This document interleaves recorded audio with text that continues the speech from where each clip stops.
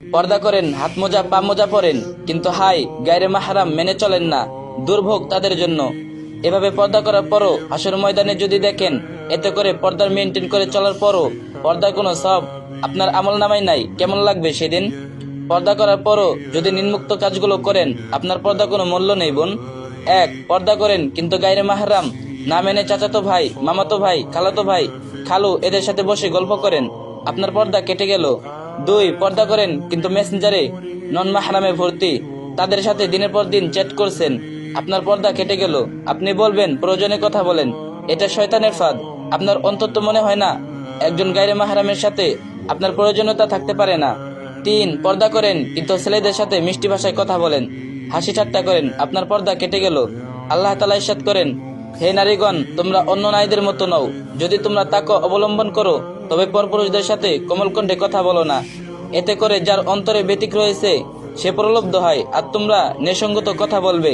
সূরা আহজাব। তাফসীর কারিগণ বলেন আয়াতটা সকল মুমিন নারীর ক্ষেত্রে প্রযোজ্য। চার, বাসায় নন মাহরাম আসলে তাদের সামনে বেপরদায় দিব্যি ঘুরে বেড়ান, আপনার পর্দা কেটে গেল। পাঁচ, নিজের দৃষ্টিকে হেফাজত রাখতে পারেন না, একটা সুন্দর ছেলে দেখলে তার দিকে তাকিয়ে থাকেন আর বলেন কিরাস খাইছি, নাউযুবিল্লাহ মিন যালিক, আপনার পর্দা কেটে গেল। আল্লাহ তাআলা বলেন, হে রাসূল, আপনি বলে দিন তারা যেন তাদের দৃষ্টি সংযত রাখেন এবং লজ্জাস্থানে হেফাজত করে। সূরা নূর। ছয়, পর্দা করে ফেসবুকে ছবি দেন, অযথা এদিক সেদিক ঘুরে বেড়ান, আপনার পর্দা কেটে গেল। নিজেকে অযথা প্রদর্শন করে কি বোঝাতে চান? আপনি পর্দা করেন এটা, নাকি আপনার পর্দা নিয়ে মস্করা করেন এটা দেখাতে চান? আল্লাহ তাআলা ইরশাদ করেন, হে নারীগণ, তোমরা তোমাদের ঘরের বাড়ির চতুর্থ সীমানার ভেতর অবস্থান করো এবং বাইরে বের হয়েও না, জাহেলি যুগের মেয়েদের মতো নিজেদের প্রদর্শন করে বেরিয়েও না।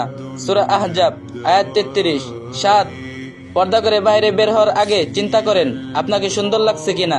পর্দা কেটে গেল, পর্দা কেন করছেন? সুন্দর দেখার জন্য নাকি আল্লাহর সন্তুষ্টির জন্য?